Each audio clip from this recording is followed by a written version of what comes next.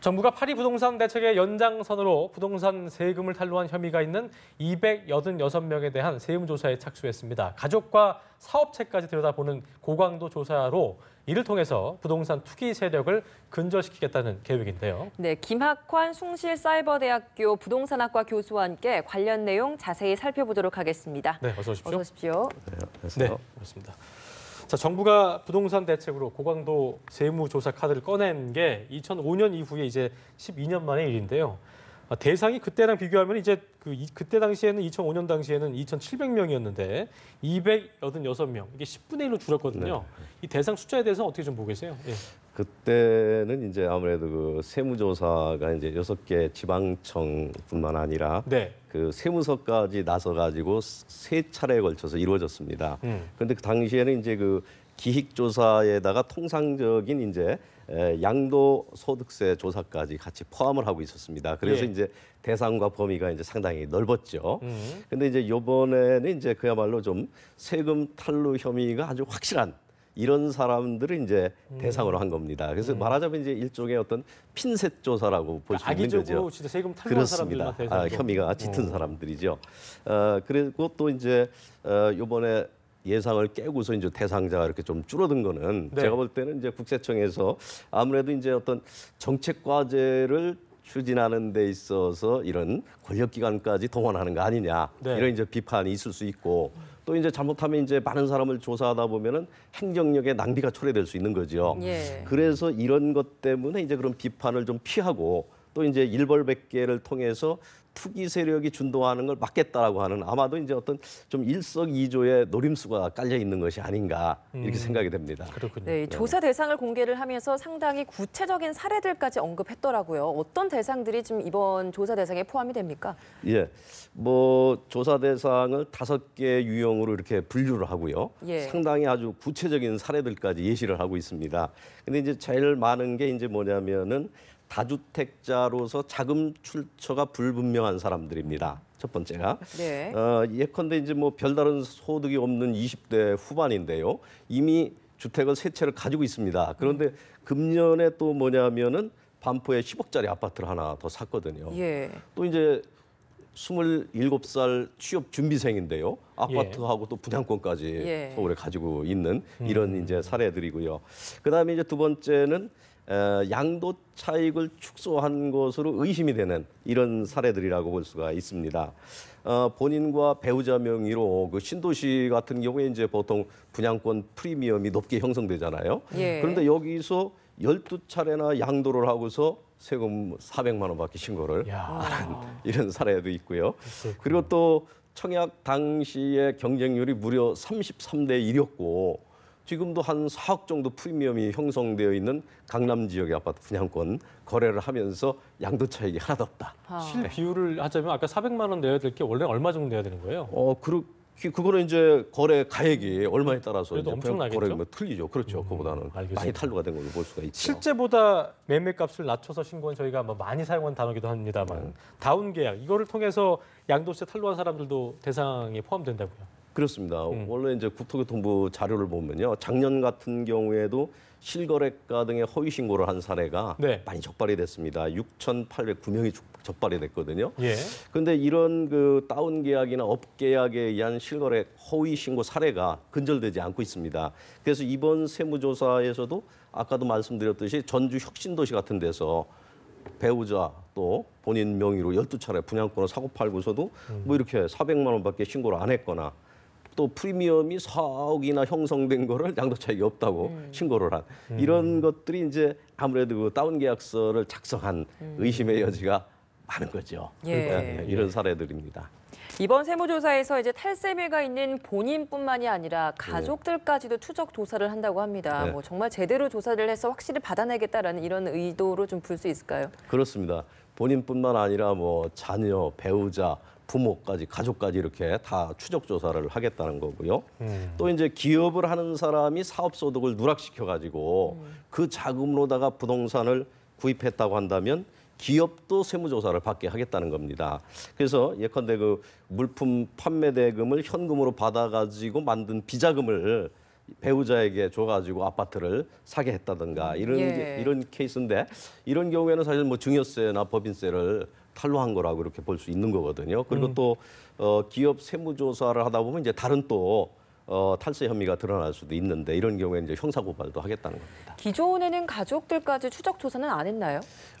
물론 할 때는 한 사례도 있습니다. 예. 예. 근데 근데 이제 좀 이번에는 더 아주 자세하게 하겠다는 정밀하게 이제 하겠다는 거죠. 네. 그래요. 어쨌든 이번 조사도 그렇고 파리 부동산 대책 보시면서 어쨌든 네. 정부가 집값 안정시키려고 고강 대책을 내놓긴 했는데 교수님께서는 뭐 전문가시기 때문에 집값을 좀 잡을 수 있겠느냐 이거에 대해서는 뭐 긍정적으로 보시는지 좀 아무래도 말씀해 뭐 이번 세무조사는 부동산 시장에 좀 영향을 줄 것으로 저는 판단하고 있습니다. 왜냐하면 이제 어떤 자금 출처를 조사하고 또 이제 이렇게 분양권 거래 등에 대한 양도 차익에 대해서 끝까지 추적을 하고 이렇게 되면 이게 당사자 입장에서는 굉장히 민감한 문제거든요. 그래서 이렇게 된다고 한다면 뭐 국세청에서도 예견했듯이 이게 좀 시장에 바로 영향을 미치는 거고 이건 이제 원천적으로 자금줄을 차단하는 거고 그렇죠. 이제 또 이익이 남은 거에 대해서 이제 세금으로 걷어들이겠다는 얘기거든요. 그러면 이거는 좀 영향을 미친다고 봅니다. 물론 일각에서는 이제 이건 뭐 근본적인 대책은 아니지 않느냐. 일부 이제 그 투기 소수자에 대해서 단속을 하겠다는 거 아니냐 이렇게 이제 보는 시각도 있습니다. 네. 그럼 물론 이제 이게 근본 대책은 아니죠. 집값을 안정시키기 위한. 그렇죠. 그러나 이제 이거는 뭐냐면 이번 주택 시장의 불안의 원인이 사실은 투기적인 수요가 가세하는 것도 하나의 원인입니다.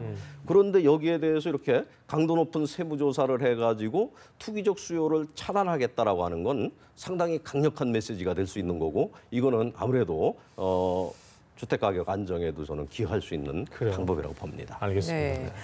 파리 부동산 대책 시행 이후에도 이제 계속 감소세를 이어갔던 시중은행들의 신용 대출이 급 반전을 해서 급증세로 이어지고 있다고 합니다. 네. 이건 좀 어떤 의미로 우리가 좀 해석을 해볼 수 있는 부분입니까? 그러니까 아무래도 이건 뭐 대출을 주택담보대출이 좀 막아놓으니까 이제 다른 쪽으로 그렇죠. 예. 막으니까 이제 일종의 그 풍선 효과가 나타난 걸 이렇게 볼 수가 있습니다. 아무래도 이제 이번에 규제에서 뭐 LTV나 DTI 규제라든지 또 줄었잖아요. 그렇죠. 많이. 예. 다주택자의 추가 대출 규제로다가 이제 어쨌든 돈줄을 쥐었잖아요. 그렇죠. 그러다 보니까 이제 부족해진 주택 구매 자금을 뭐 마이너스 통장이라든가 또는 이런 신용 대출 등으로 마련하는 사례가 늘어난 거라고 볼 수 있는 거죠. 근데 이제 결과적으로 그렇게 되면은 그러니까 막아서 돈을 안 빌리고 안 사면 그만인데 어떻게든 다른 방법을 또 통해서 하다 보면 이게 또 다른 부작용을 낳지 않겠습니까? 그렇죠. 이게 아무래도 이제 편법이다 보니까 그렇죠. 편법을 쓰면은 부작용을 보통 낳게 되는 겁니다. 그래서 한국은행에 따르면 지난 6월 주택담보대출 금리는 3.2%입니다. 네. 그런데 신용대출 금리는 연 4.4% 정도 돼요. 네, 그러면 더 이게 높죠. 뭐냐면 신용대출이 1.2%가 더 높잖아요. 이러면 네. 이게 결과적으로 가계부채의 질이 악화되는 거라고 볼 수 있는 겁니다. 그렇군요. 그렇죠? 그러네요. 그래서 이제 여기에 대해서 금융당국에서는 고심을 하고 있죠. 그래서 이번에 이제 그 DSR 총부채 원리 상환금 비율인데요. 예, 예. 이걸 도입해 가지고 가계부채 관리 대책을 지금 발표하겠다고 지금 준비하고 있습니다. 네. 그런데 이렇게 해서 이제 DSR까지 도입돼서 이게 이제 되면은 아무래도 주택담보대출의 원리금뿐만 아니라 금융기관의 모든 이와 같은 이제 대출에 대한 원리금까지 다 따져가지고 대출 여부, 적격 여부를 심사하게 되거든요. 신용대출도 이제 그렇죠. 길이 그렇습니다. 막히겠네요. 예, 예. 좀 그러면 어려워지고. 이제 이렇게 되면 아무래도 대출 받기가 좀 어려워질 수 있는 거죠. 네. 그렇군요. 네. 예. 지금 부동산 대책이 발표된 이후로 한 일주일 정도 지났는데 투기 과열지구로 지정된 서울이나 뭐 과천 이런 지역들에서의 현재 지금 재건축 분양 상황은 좀 어떤 상황인가요? 이번에 이제 파리 부동산 대책 발표 중에 이제 내용 중에 하나를 보면요, 종전에 이제 유예됐던 재건축 초과이익 환수제가 있습니다. 네. 이거를 이제 예정대로 내년에 시행하겠다라고 지금 예고를 하고 있습니다. 그렇죠. 그러면 이제 이렇게 되면 사실은 재건축 초과이익 환수제가 시행이 되게 되면은 재건축 사업성이 약화되거든요. 그렇죠. 예, 재건축 사업성이 약화되면 이제 재건축 아파트에 대한 어떤 투자 메리트도 좀 떨어진다고 볼 수 있는 되고, 거거든요. 예. 그래서 이제 이 재건축 초과이익 환수제를 피해야 하는 이와 같은 단지들에서는 그 전에 뭐냐면 올 연말까지 빨리 관리 처분 인가를 받자. 해서 이제 관리처분 인가를 신청하기 위해서 이제 사업 일정을 올해까지 앞당기려고. 받으면은 그거에서 그렇습니다. 대상에서 제외되는 그렇습니다. 거죠. 네네. 이제 그런 거고 또 이제 그렇지 않은 이제 사업 초기 단지들은 이제 어차피 이렇게 된 거 좀 기다려보자.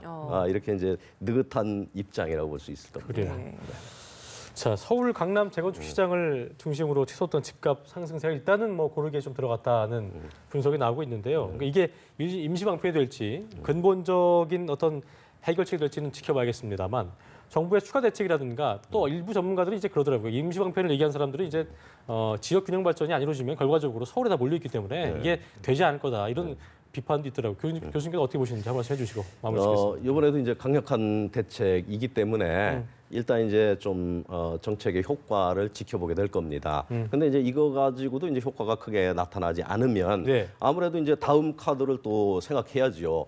다음 카드로서 쓸 수 있는 것들이 이제 뭐냐면 보유세 인상 등입니다. 보유세 인상이라든지 또는 이제 민간 택지에 대한 분양가 상한제 적용이라든지 또 이제 임대사업자 등록을 의무화시킨다라든지.